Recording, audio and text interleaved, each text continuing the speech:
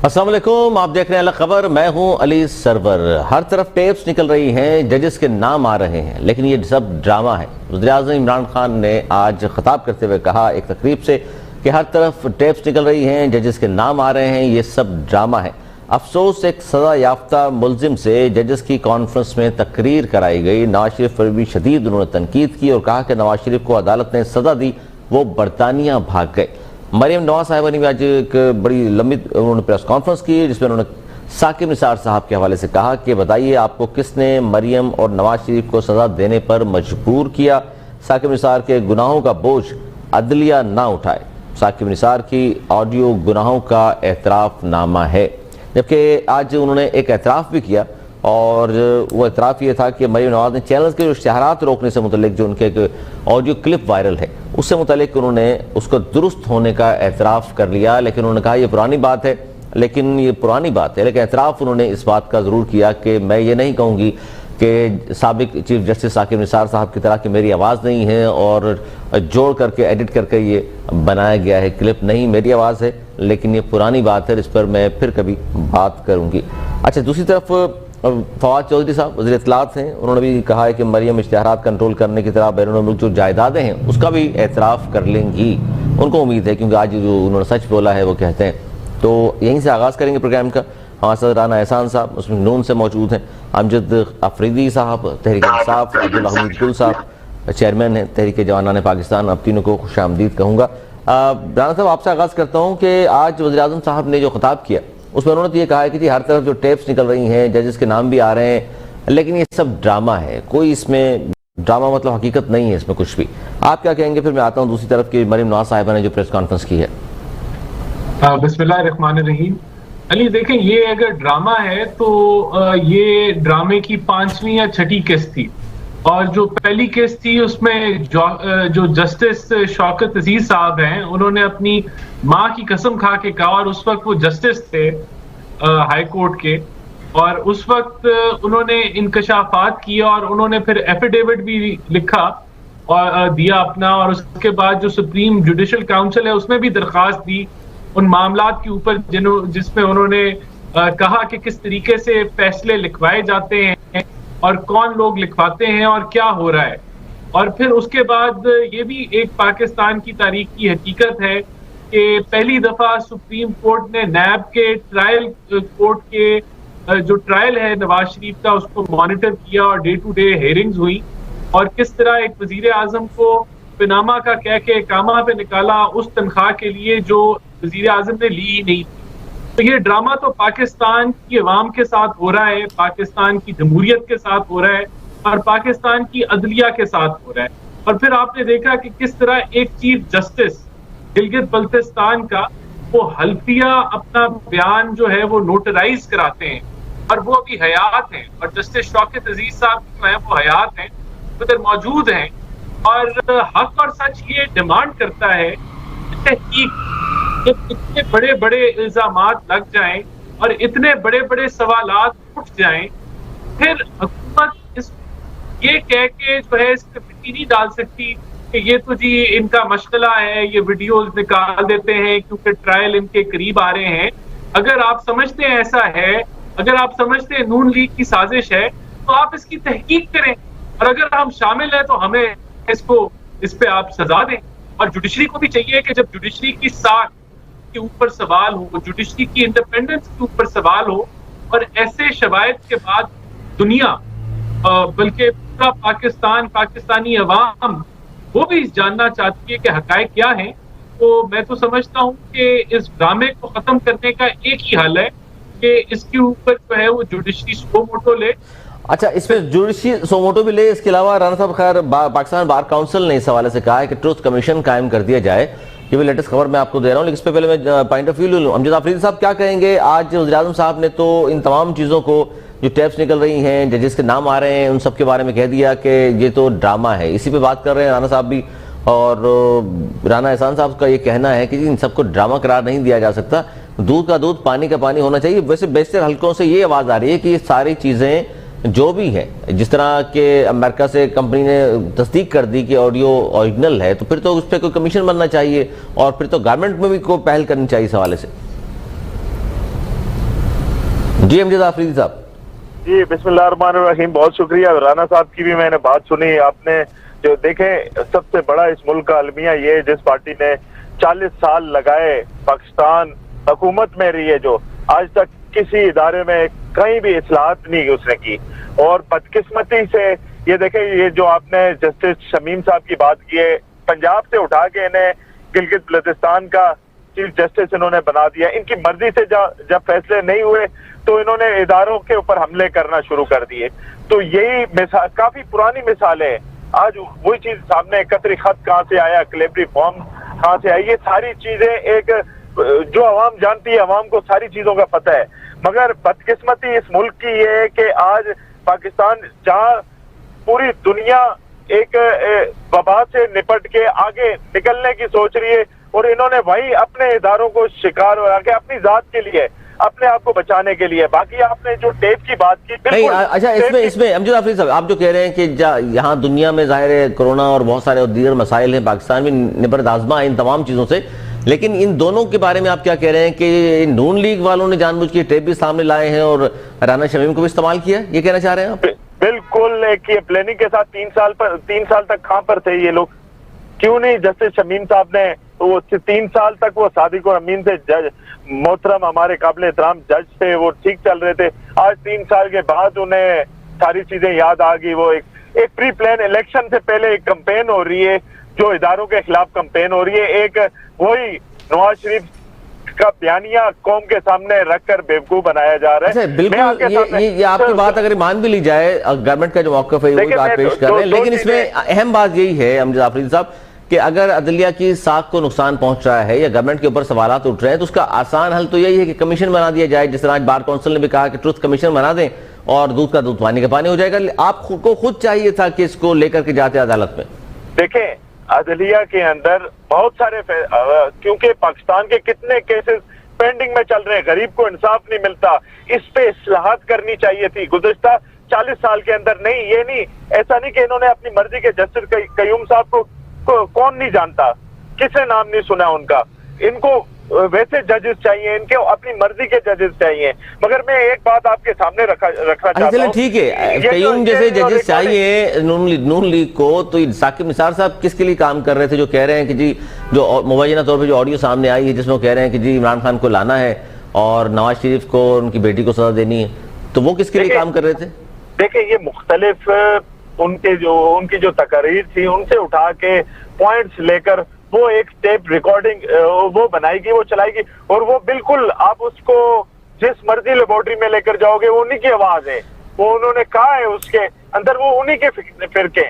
तो ये एक प्री प्लान तरीके के साथ चल रही है। और ये अच्छा, ठीक है, ये आपका बयान है, लेकिन जो कैंपेन कर रही है, आप समझ रहे कैंपेन कर रही है इसलिए कर रहे हैं, लेकिन जो रिपोर्ट उन्होंने साथ मुंसलिक की है वहां से फॉरेंसिक की, उसमें ये कह रहे हैं जी कहीं भी झोल नहीं है, उन्हीं की आवाज है, कहीं भी कट और वो नहीं है, एडिट यूज किया जाता है। पर अब्दुल्ला साहब, आपको अगर आवाज आ रही है तो सर यही सवाल मैं आपसे पूछना चाह रहा था कि इस वक्त जो कुछ भी हो रहा है, इमरान खान साहब वज़ीर-ए-आज़म पाकिस्तान है, वो तो सबको ड्रामा करार दे रहे हैं, और दूसरी तरफ मौक़िफ़ पे आपने सुन लिया राना एहसान साहब का भी, वो ये कह रहे हैं कि दूध का दूध पानी का पानी होना चाहिए, इदारों पर सवालात उठ रहे हैं, इदारों की साख मुतासिर हो सकती है इन चीज़ों से। जी अब्दुल्ला हमीद गुल साहब।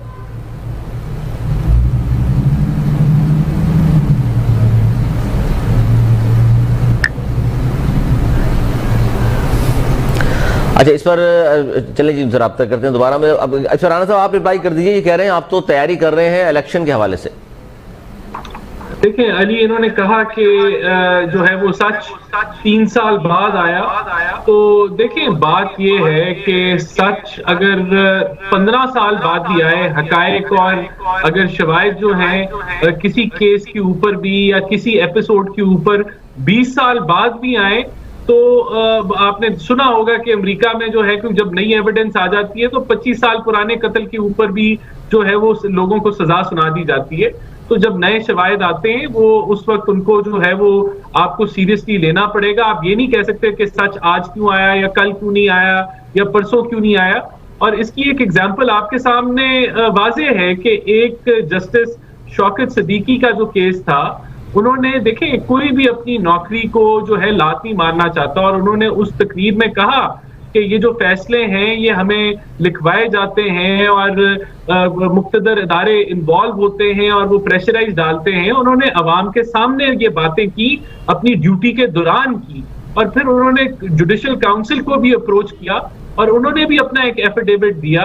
तो वो उन्होंने हक सच की बात हाजिर नौकरी में की और उनकी बातों पे भी तहकीक नहीं हुई।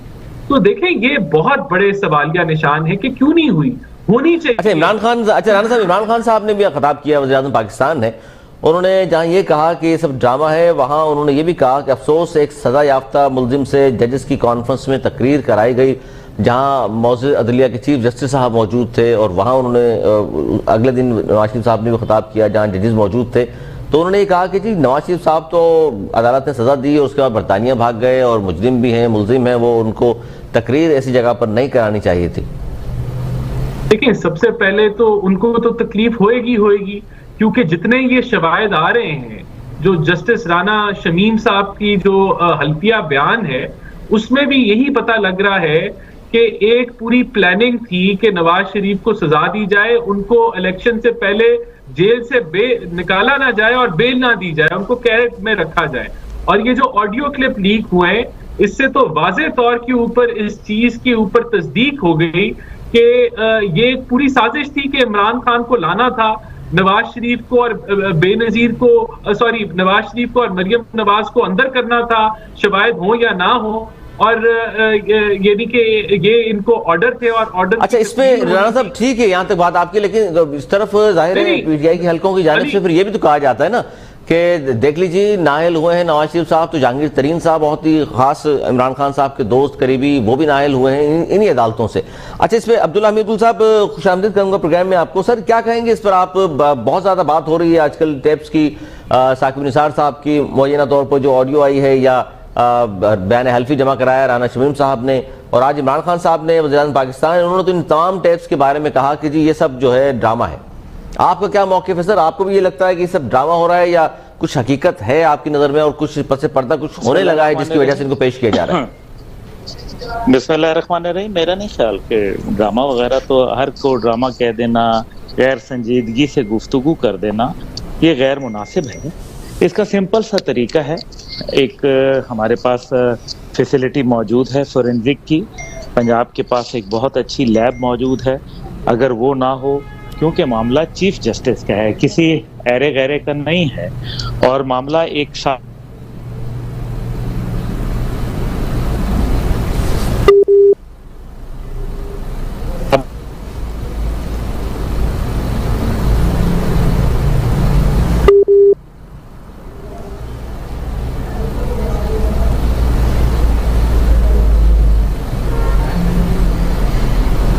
अमजद आफरीदी साहब, उनकी आवाज में थोड़ा मसला है, आप बताइए कि क्या कहेंगे, क्योंकि हर चीज को ये कहना ड्रामा है, इससे बेहतर नहीं है कि जिस तक सिविल सोसाइटी की आवाज़ यही है, मीडिया की तरफ से भी बातें आ रही हैं और तमाम लोग ये बात कर रहे हैं कि जी ये टेप जिस तरह की भी हैं, जिस तरह आप तो ड्रामा करार दे रहे हैं, लेकिन अमेरिकन लेबॉर्ट्रीज ने इन्हें करार दिया है कि जी साकिब निसार साहब की ही आवाज़ है।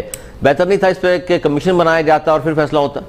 अच्छा सबसे पहले राना साहब ने जो बात की ना कि सच 3 साल बाद, सच तो है ही नहीं, मैं नहीं उनसे सच कह रहा, वो एक इन्होंने प्री प्लान तरीके से एक वो टेप बनाई है, वो सामने लेकर आए। दूसरी बात ये आपने जो बात की अभी, बिल्कुल ड्रामा है ये। और अगर देखें सबसे पहली बात, आज 3 साल के बाद जस्टिस शमीम साहब वो लेकर आ रहे हैं, और वो भी लंदन में बैठ के, वो उसी नोटरी वाले से जहाँ से इन्होंने बनाया था, इनका क्या नाम है, नवाज शरीफ साहब का जब इलाज हो रहा था, वो उस टाइम जो रिपोर्ट बनाई थी वो भी उसी से बनाई थी, और वहीं से आज सारे चीजें प्री प्लान तरीके के साथ वहीं बैठकर वो कह रहे हैं। हालांकि वो अटॉर्नी जनरल रहे नून लीग के, पंजाब से उनका ट्रांसफर हुआ था, वो इन्हीं के लिए। अब देखें इसमें जुडिशरी का, अब हमारे मुल्क का इदारा है, हम रिस्पेक्ट करते हैं, हम ये नहीं, हम चाहते हैं, हम कहते हैं कि इदारों के अंदर इस्लाहत होनी चाहिए, मगर ये नहीं कि अपनी मर्जी के लोग भर दिए जाए और वो अपनी मर्जी के फैसले सुनाए। इन्होंने जस्टिस साहब की बात की कि उन्होंने रिजाइन कर दिया था, सिद्दीकी साहब की बात कर रहे हैं। हाँ, तो उसी तरह से जस्टिस शमीम साहब भी 3 साल पहले रिजाइन कर देते, वो उस वक्त सारी चीजें सामने ले आते। अवाम को बताते पाकिस्तान में। अच्छा, ये कहना चाह रहे हैं आप कि जी देर की उन्होंने बकौल राना शमीम साहब के कि मेरे ज़मीर पर बोझ था और मजीद में बर्दाश्त नहीं कर सकता, तो इसलिए ये सच सामने लाया हूँ।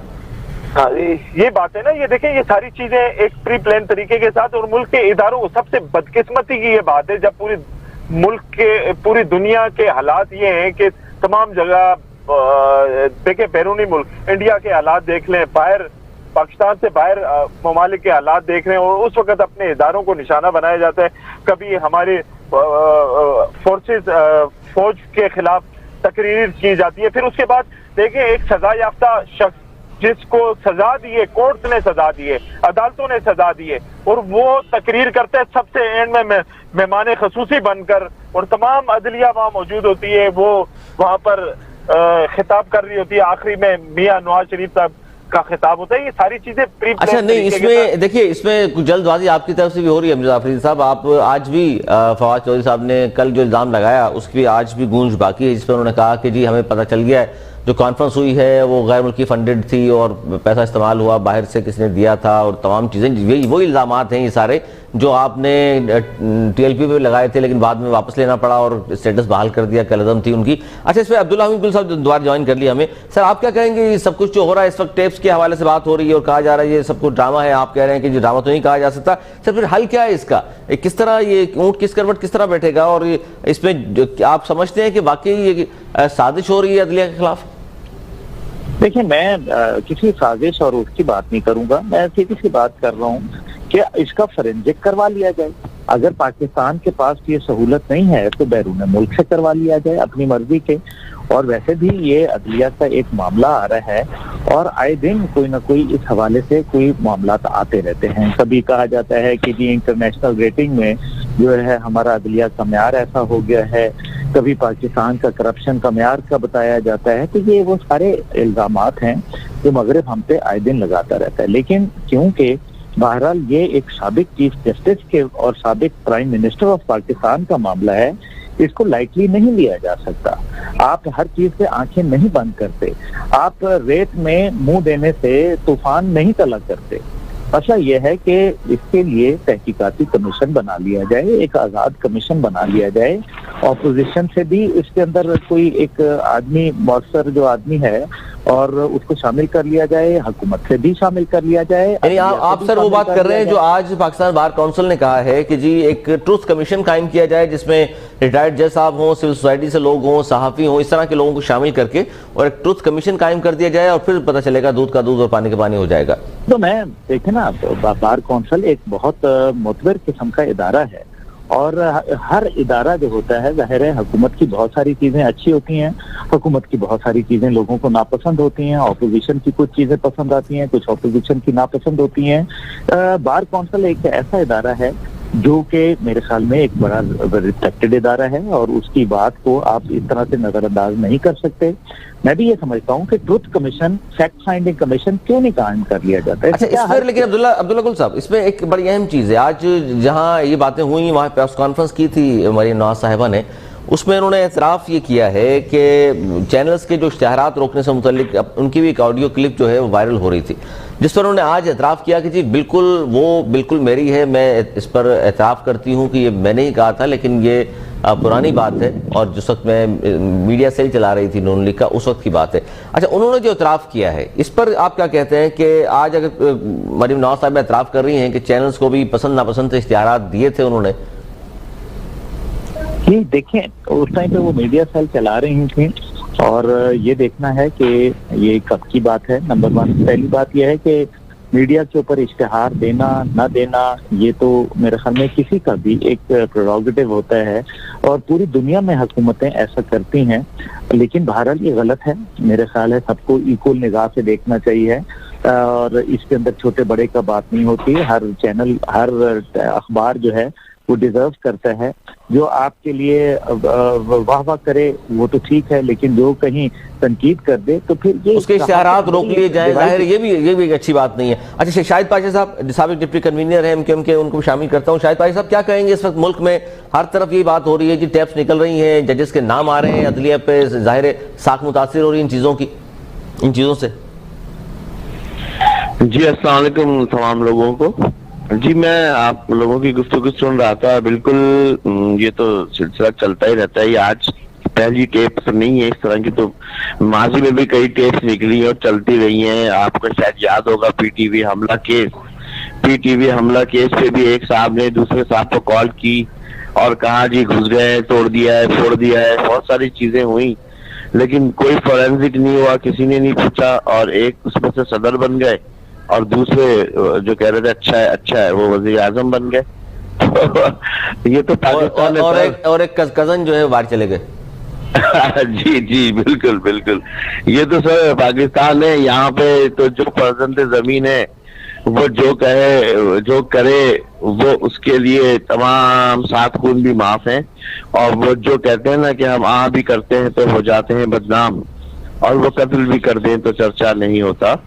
तो सर ये मैं क्या कह सकता हूँ, इसमें तो जो हमारे इस मुल्क के मुख्तसर इदारे हैं, हल्के हैं, वो इन चीजों को देखें कि ये आप लोगों ने सही कहा कि ट्रुथ कमीशन बनना चाहिए, और ट्रुथ कमीशन बनने के बाद ना सिर्फ ये कि ये मंतकी अंजाम तक पहुंचे ये बात कि ये सही है ये गलत है, अगर सही है तो फिर उसके ऊपर से कार्रवाई भी होनी चाहिए ना, जो मुताल्लिका लोग हैं जिन्होंने ये बात की, जिन्होंने ये कहा। अगर साबित हो जाए, बिल्कुल सही कह रहे हैं, साबित हो जाए तो कार्रवाई, ये बड़ी बात है कि फिर कार्रवाई कौन करेगा। सर छोटा सा मुझे ब्रेक लेना है, ब्रेक के बाद आगाज यहीं से करेंगे। अगर ट्रुथ कमीशन बना दिया जाता है जिस तरह बार काउंसिल ने कहा है, या गवर्नमेंट भी अगर पहल करती है कमीशन बनाने पर, तो बहुत जरूरी इसलिए हो गया है कि अदलिया की साख पर सवालात उठ रहे हैं, और सिर्फ ये कह देने से साबिक चीफ जस्टिस साकिब निसार साहब का कि जी मैं इस पर मौक़िफ़ नहीं दूंगा और मुझे क्या जरूरत है कि मैं इस पर अदालतों में जाऊं, सामने आना चाहिए, बात होनी चाहिए। बिलखुसूस अगर आप सच्चे हैं तो अदालत में जरूर आइए, ये लोगों का मौक़िफ़ आ रहा है सामने।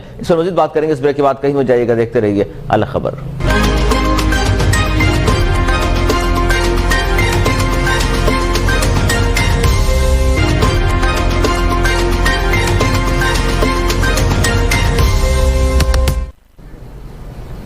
में एक बार फिर खुश आमदीद। बात हो रही है जी वज़ीर आज़म पाकिस्तान के इस बयान और मरीम नवाज साहब की प्रेस कॉन्फ्रेंस, और एक और बड़ी अहम बात जो डिस्कस करनी है, मौजूद मेहमानों के सामने रखनी है, वो मुशीर ख़जाना शौकत तरीन साहब ने कहा है कि हुकूमत के बर वक्त इक़दाम न करने के बायस मुल्क में गैस बहरान आया है। ये बहुत सारे एतराफ़ नामे हैं जो आज चल रहे हैं जी। मरीम नवाज साहिबा ने एतराफ़ किया, चैनल्स को इश्तिहारात, मनपसंद चैनल्स को इश्तिहारात देने न देने के हवाले से। शौकत तरीन साहब एतराफ़ कर रहे हैं गवर्नमेंट की तरफ से कि हुकूमत के बर वक्त इक़दाम न करने की वजह से गैस का जो बहरान आया हुआ है वो आया है। इसके अलावा बहुत सारे दूसरे लोग भी हैं जिनके हल्फिया या इतराफ़ी बयानात गर्दिश कर रहे हैं। राना साहब पहले तो आप जवाब दे दीजिए, जो गुफ्तगू हुई है अब तक, और जिस तरह ट्रुथ कमीशन के हवाले से सारे ही मौजूद मेहमान सिवाय मेरे ख्याल इमदाद आफरीदी साहब के सभी इस बात पर तो कायल हैं कि बिल्कुल दूध का दूध पानी का पानी होना चाहिए, या जिस तरह जाहिर है वज़ीर आज़म साहब ने तो बिल्कुल राइटली लिया है इन्हें, उनका सब ड्रामा छोड़ें इन बातों को। आप क्या कहते हैं फाइनली इस बात पर? देखिए, जब इस तरह के शबायद आ जाएं और वो पब्लिक एरिना में आ जाए और पूरी कौम उसको देखे सुने और अपने ओपिनियंस जो है वो बना लें कि क्या सच है क्या झूठ है, और इतने जब बड़े बड़े संगीन इल्जाम जुडिशरी की इंडिपेंडेंस पे हो, तो फिर ये बड़ा जरूरी है कि इनको आप कंक्लूजन तक लेके जाएं। अगर आप इनको हवा में लटकाएंगे या इस पे मिट्टी डालने की कोशिश करेंगे, उससे जो लोगों के अंदर जो एक कह लें कि बदअतमादी इन अदारों के लिए जो उभरती है वो खत्म नहीं होगी। इसका सलूशन यही है। अगर पीटीआई को लगता है कि हम झूठ बोल रहे हैं, ये पीएमएलएन की साजिश है, तो जुडिशरी को चाहिए कि वो कोई सुओ मोटो ले ले, या फिर जो पाकिस्तान बार काउंसिल का जिस तरह से रिकमेंडेशन है कि एक न्यूट्रल कमीशन बनाया जाए। जब तक हम इसको इसके हतमी अंजाम पे नहीं लेके जाएंगे तो तब तक लोग जो है वो बेताब रहेंगे और एक कंफ्यूजन रहेगी, और लोग जो है जुडिशरी की इंडिपेंडेंस पे भी सवाल निशान उठाएंगे। और यही वजह है कि पाकिस्तान में जो बल्कि पूरी दुनिया में लोग समझते हैं कि एस्टेब्लिशमेंट पाकिस्तान को चलाती है और डीप स्टेट चलाती है। अच्छा राना साहब ये लोग समझते हैं, आप तो नहीं समझते? देखिए, ये पाकिस्तान का बच्चा समझता है, और इसके ऊपर ट्रूथ कमीशन बनाने की जरूरत है। इसके ऊपर हमें हकायक तक पहुंचने की जरूरत है। अगर ये साजिश है तो उनको सजा दे, अगर ये साजिश नहीं है और ये हकायक है, अगर chief justice of Gilgit Baltistan जिसका ये कह रहे थे कि वो नून के लॉयर भी रहे, ये भी रहे, लेकिन जब वो चीफ जस्टिस थे तो उन्होंने एक न्यूट्रल रह के अपनी ड्यूटी की। और अगर आज वो बात कह रहे हैं तो उनकी बात में वजन है।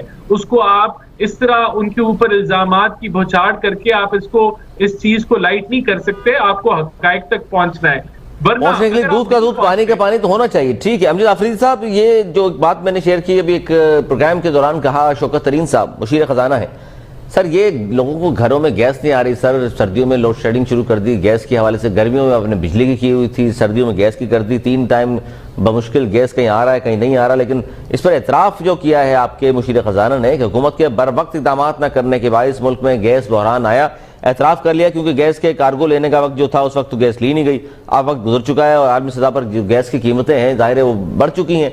तो ये एतराफ़ सर, अब क्या फ़ायदा है इस एतराफ़ करने का? जो नुकसान होना था वो तो हो गया। अच्छा देखिए, अदालत किस तरह होगा? सुने, अलमिया ये इस मुल्क का कि गुज़श्ता 10 साल से यही चल रहा है, हमारे भी तकरीबन 3 साल इसी में गुजर चुके हैं कि जो पिछली हुकूमतें थी उन्होंने अगले इलेक्शन की तैयारियां की हैं और गुज़श्ता 10 साल से ये सर्दियों में गैस नहीं होता, गर्मियों में बिजली नहीं होती। ये आप इस बात से कोई, हम इससे पहले भी जाते रहे, यही चीजें रखते रहे। वाहिद इमरान खान साहब हैं जिन्होंने इस मुल्क के तरक्की के लिए काम किए। सर बहरान ये आए हैं, आप कह रहे हैं जी पीपल्स पार्टी के दौर में भी था, नून लीग के दौर में भी था, तो फिर आपने क्या तब्दील किया? हालांकि नून लीग के दौर में या पीपल्स पार्टी के दौर में ये हालात नहीं थे। बिल्कुल लाइट बिजली बिल्कुल नहीं होती थी, गैस शॉर्ट हो जाती थी, चूल्हों में गैस नहीं होती थी, नाश्ता लोग बाहर से करते थे। ये पिछले दौर में भी इतवार में यही रहा। उन्होंने कोई प्लानिंग नहीं की। ये वजीर आजम इमरान खान साहब की हुकूमत जो पहली बार हम डैम्स पर काम कर रहे हैं, हम इदारों में इस्लाहत लेकर आ रहे हैं, ये देखे ना बिल्कुल है लीकेज है इदारों के अंदर। हमने इलेक्शन कमीशन, अब ये धांधली की बात कर रहे हैं ना, हम ईवीएम लेकर आए, 3 साल इनके पीछे घूमते रह के आए, बैठे इस्लाहत करें और अरे उस पर तो बहुत इस पर अमजद आफरीदी साहब 37 एतराजात तो इलेक्शन कमीशन के हैं, फिर धमकियां दी आपके 2 वजीरों ने, वो मैं बात नहीं कर रहा हूँ, मैं फॉरेन फंडिंग केस में भी नहीं जा रहा हूँ, किसी और प्रोग्राम में बात कर लेंगे, क्यों नहीं सुना जा रहा। ऑपोजिशन ने वो मशीनें तक ना देखी, बुग़्ज़ इमरान खान में उन्होंने वो मशीनें तक ना देखी। ये इनका अपना कसूर रहा है। ये चाहते हैं कि मरियम नवाज साहबा ने जिस तरह से एडमिट किया है कि मैंने ये मेरी कॉल है और मैंने इस तरह रुका है, तो ये इसी तरह से कॉलें करते रहे, ये इदारों पर कॉलें करते हैं। चलिए इस पर एक बड़ी अहम बात, शाहिद पाशा साहब आप क्या कहेंगे कि एक तरफ गैस बहरान के हवाले से एतराफ अगर कर लिया मुशीर खजाना साहब ने गवर्नमेंट की तरफ से, और वो कह रहे हैं कि हुकूमत की नाअहली ये बर वक्त इक़दाम नहीं किए, तो सर इस पर क्या कहेंगे? गवर्नमेंट सिर्फ ये बात करके आगे निकल जाए कि जी नाअहली थी, छोड़ें इस बात को, लोगों का तो उसमें जाहिर हो गया ना नुकसान। सर आप गैस को तो छोड़ें, आप ये देखें, अभी मैं न्यूज देख रहा हूँ, ये कल से पेट्रोल भी बंद है, कल 6 बजे सुबह तमाम पेट्रोल पंप भी बंद हो जाएंगे। अब आप ये बताइए, गैस भी नहीं आ रही घर में, बिजली का भी बहरान है, अभी पेट्रोल जो महंगाई मिल रहा था लोग तो ले रहे थे, कल वो भी बंद होगा, तो हम कहाँ खड़े? देखिए इमरान खान साहब तो खुद कह चुके हैं कि उनकी तैयारी नहीं थी और वो हुकूमत में आ गए हैं। तो देखें ये तो बच्चों का खेल तो नहीं है, गुड्डे गुड़िया का। सर ये तो आपने क्या बात कर दी सर, ये तो इमरान खान और तालिबान का मौक़िफ़ फिर एक ही नजर आ रहा है मुझे। वो अफगानिस्तान में कह रहे हैं हमारी तैयारी नहीं थी, गवर्नमेंट कैसे चलाएं, यहाँ खान साहब ये कहते हैं, तो फिर क्या रह जाएगा फर्क? नहीं, उन्होंने बोला है ना ये बात, आप तमाम लोगों ने सुनी होगी, देखी होगी, खुद उन्होंने अपने मुंह से कही है। तो अब और कितनी आप ये देखें ना, जो इस मुल्क को जिसने चलाना है, वजीर खजाना नहीं था उनके पास कोई प्रॉपर, मतलब वजीर खजाना भी इनको मुस्तियार लेना पड़ा, और इनका अपना जो वजीर खजाना जिनको इन्होंने तय किया हुआ था असद उमर साहब, आपने देख लिया वो तो शुरू में ही फारिग हो गए, और कितनी मिनिस्ट्रियां बदली हैं। और तो इसलिए कह रहे हैं पाशा साहब, खिलाड़ी जाहिर कप्तान तो फिर खिलाड़ियों को तब्दील करते रहते हैं ना, वो कहते हैं जी देख लेते हैं हम किसने बैटिंग करनी है, किसने बॉलिंग करनी है, तो ये तब्दीलियां तो रहेंगी। नहीं देखिए, आप बिल्कुल सही कह रहे हैं, खिलाड़ियों को तब्दील करते हैं, लेकिन बैट्समैन जो पर्टिकुलरली ओपनर है उसको बॉलिंग थोड़ी कराने लग जाएंगे एकदम। ओपनर तो ओपनिंग ही करेगा ना भाई, आप खिलाड़ी भले तब्दील करें, लेकिन जो टीम में शामिल हुआ है बैटिंग करने के लिए, ओपनिंग करने के लिए, वो ओपनिंग करेगा। अच्छा, गैस बहरान से कराची में क्या सूरत हाल है, आपसे ज्यादा कौन जानेगा इस बात को, क्योंकि ये तो पुरानी गवर्नमेंट पे डाल के आगे चलने वाली बात हो रही है।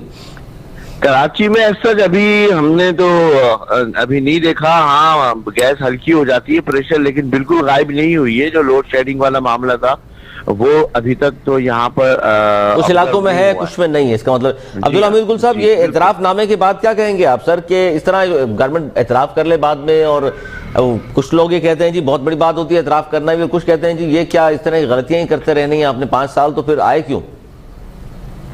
देखिए, ये सारी बातें मैं सुन रहा हूँ, ये तो डेली इश्यूज हैं जिसके ऊपर बात हो रही है। एतराफ करने की जहाँ तक बात है तो वजीर आजम साहब ने तो अमेरिका में भी एतराफ किया था, ईरान में भी एतराफ किया था, दीगर टेलीविजन चैनल पे भी एतराफ किया था कि, और अफवाज के हवाले से किया था, और बड़ा खतरनाक बात की थी कि जो है दहशतगर्द तंजीमों को ट्रेनिंग देते रहे। ये मैंने नहीं कहा, ये बतौर वजीर आजम उन्होंने कहा। तो हम इस पे सर नाराजगी नहीं हुई किसी की भी? तो देखिए ना, मैं ये नहीं कि जानता नाराजगी हुई है या नहीं, मेरा तो काम है कि जो गलत को गलत और सही को सही कहूँ। देखिए, जहाँ तक ताल्लुक है आपके अभी फॉरेन फंडिंग केस है, वो भी आना चाहिए सामने, क्यों नहीं आ रहा? बिलियन ट्रीज सुनामी है, वो जो वहाँ दरख्त लगाए थे केपी में, वो भी एक है। हेलीकॉप्टर केस भी मौजूद है। इसी तरीके से ऑपोजिशन और हुकूमत दोनों के ऊपर जो केस हैं, चाहे वो किसी के ऊपर भी हैं, और जो लोग इसके अंदर नाअहल हो चुके हैं उनको होना चाहिए। मेरे ख्याल में जहांगीर तरीन साहब के ऊपर भी केस है, दीगर लोगों के ऊपर भी केस है, अलीम खान साहब के ऊपर भी बना, उन्होंने जो है उसको लड़ा और फिर सुरखरू हुए, तो बहुत अच्छी बात है, अदलिया से इंसाफ भी मिल रहा है। लेकिन साथ ही साथ ये है कि अगर चीफ जस्टिस के हवाले से कोई बात आती है और वजीर आजम के हवाले से आती है, साबिक वजीर आजम के, मैं समझता हूँ कि जो अदालत ने किया अच्छी बात है, लेकिन कहीं ऐसा ना हो कि जो ताकतें जो हैं, कहीं ऐसा ना हो कि अब फिर एक नई गेम शुरू हो रही हो कि अब उनका इमेज जो है वो बेहतर करके पेश करना हो। इस वजह से भी जो है वो, क्योंकि मुस्तकबिल में जो हालात नजर आ रहे हैं उससे तो ये नजर आ रहा है कि मौजूदा हुकूमत के हाथ में सियासत जो है वो फिसलती चली जा रही है, और जो मुल्क के हालात हो गए हैं, जो फ्यूल प्राइसेस हैं, और जो 30 रुपए मजीद बढ़ाने के लिए कहा गया, ये तो तान टूटेगी आपकी आके, और वो खुफिया शराइत जिसके मुतालिक खुद शौकत तरीन साहब ने एक्सेप्ट किया कि IMF ने हमें कुछ और बातें बताई हैं जो मैं आपको अभी नहीं बता सकता। तो कहीं ऐसा तो नहीं है कि डिफेंस बजट कट करने की बात हुई है, कहीं ऐसा तो नहीं है कि न्यूक्लियर रोल बैक करने की बात हो रही है, या कैप करने की या फ्रीज करने की बात हो रही है, कहीं ऐसा तो नहीं है कि इसराइल को तस्लीम करने की बात हो रही है। तो ये भी बातें हो सकती है ना, ये तो वक्त बताएगा, आपको समझ आ जाएगी कि हो क्या रहा है सर। ये तो फिर बड़ी खतरनाक सिचुएशन है, क्योंकि IMF से जो माहिदा किया गया। एक गुजारिश और करता चलूं, देखिए मैं ये जानता हूँ कि इस टाइम पे दुनिया में और दीगर ममालिक भी मौजूद थे जो पाकिस्तान को कर्जा देने के लिए तैयार थे, जिनमें चीन सरे फहरिस्त था, सऊदी अरब भी था, और खुद कतर और सऊदी ने सर दिए तो हैं अभी पैसे आपको, सऊदी ने तो नहीं सर लिसन टू मी, मैं जो गुजारिश कर रहा हूँ कि जिन सऊदी अरब से जिन शराइत के लिए थे वो तो कोई शर्तें ही नहीं थी, मतलब समझे आपको, बस उन्होंने वैसे ही एक मेहरबानी कर दी थी। मैं तो ये बात कर रहा हूँ कि जो IMF से कम शराइत के ऊपर, यानी कि हम इस तरह से उनका कर्जा वापस करेंगे, तो कम से कम हम अपनी सालमियत और खुद मुख्तारी तो गिरवी न रख देते ना। ये तो बात गलत है ना। क्या हम चीन के पास जा सकते थे? इससे आधी शराइत के ऊपर हमें कर्जा मिल सकता था। आप इतने सीनियर सहाफी हैं, आप बताएं कि मैं गलत कह रहा हूँ? नहीं, दुरुस्त है, बात दुरुस्त है आपकी बिल्कुल। तो और उनके पास क्यों नहीं गए?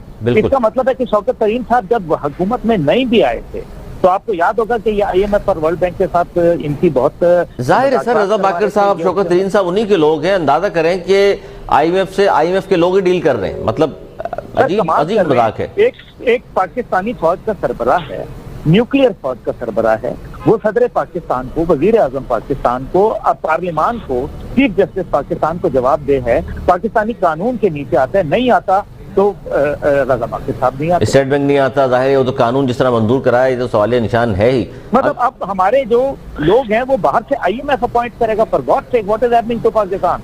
ये खुद मुख्तारी पे सवाल निशान लगा दिया। अमजद आफरीदी साहब, ये सारे लोग अगर बाहर से लेकर आने हैं तो आपके पार्टी में क्या इस तरह के काबिल लोग नहीं थे कि आपको बार बार वजीर खजाना तब्दील करते हैं और फिर आखिर में जाके IMF के कहने पर उन्हीं के लोगों को रख लेते हैं आप? देखें, इस मुल्क को तकरीबन 40 सालों से लूटा गया है। कर्ज हमने नहीं लिए, जिनकी किस्तें हम भर रहे हैं।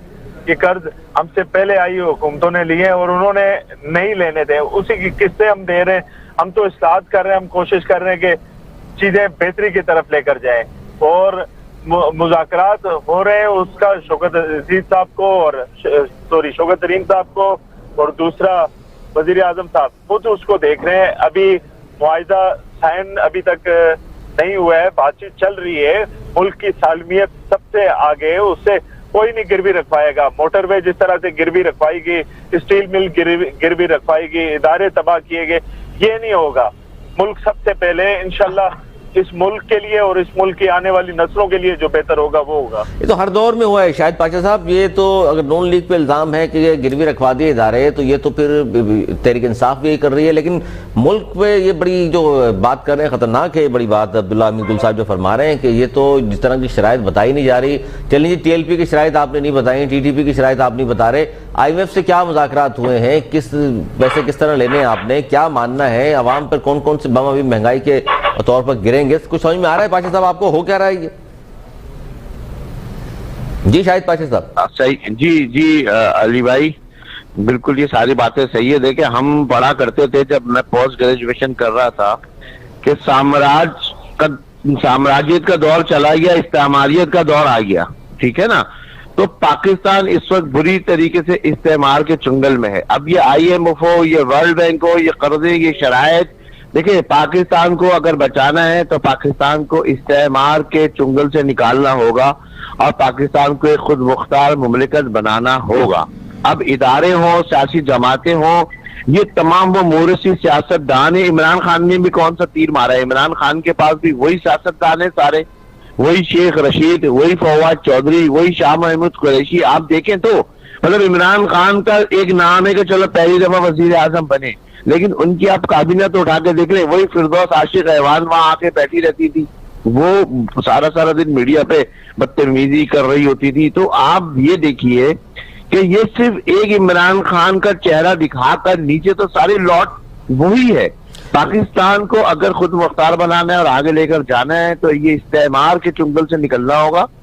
आज भी पाकिस्तान गुलाम है, पहले साम्राज्य का गुलाम था, आज इस्तेमार का गुलाम है। पाकिस्तान में कुछ नहीं बदला सर, वही चल रहा है। अवाम अपना खून पसीने काट के टैक्स दे रही है, अवाम खून पसीने काट कर चीनी पे टैक्स दे रही है, पेट्रोल पे टैक्स दे रही है, आटे पे टैक्स दे रही है। पाकिस्तान की अवाम हर चीज पर पैसा दे रही है। जो आलमी इस्तेमार को जा रहा है, इससे पाकिस्तान पे एक रुपया नहीं लग रहा, सारा सूद में जा रहा है, कर्ज में जा रहा है। तो हल क्या है इसका पाशा साहब, हल क्या है फिर इसका? जी इसका हल देखिए बहुत सिंपल सा है। हम जैसे MQM में भी लड़ रहे हैं कि पुराने चेहरों को अब जान छोड़नी होगी इस मुल्क की, और नए लोग भले मंझे हुए ना हो लेकिन एक्सपर्ट हो, पढ़े लिखे हो। तो ये दो बातें हो जाएंगी सर इसमें। एक तो आप ये कह रहे हैं कि नए चेहरे ले आए, और कुछ लोग ये कहते हैं जी चेहरे नई निजाम को बदलो। तो दोनों में से कौन सी बात बेहतर लगती है? देखिए जो निजाम जब ही बदलेगा ना, जब ये चेहरे बदलेंगे। ये तो वही चेहरे बैठे हैं कि जो अपनी मर्जी के बिल पास कराते हैं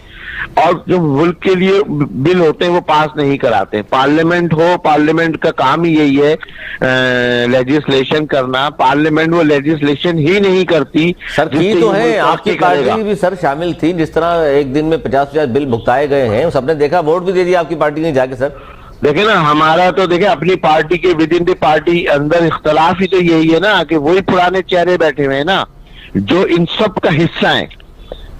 और ये जब तक सही नहीं होगा, जब तक नए लोगों को ये मौका इस मुल्क पे नहीं दिया जाएगा, नए लोगों की हुकूमत नहीं बनेगी। यही हाल हमारे MQM का है, हम भी यही करते हैं। MQM में अभी इंटर पार्टी इलेक्शन हुए, 37 के 37 अफराद वही 50+ वाले सारे। यूथ कहाँ गई? यूथ के पास इनोवेशन होती है ना, यूथ पढ़ती है, नए उलूम चल रहे हैं, तालीम चल रही है। आज का इल्म पिछले जमाने के उलूम से बहुत आगे निकल चुका है।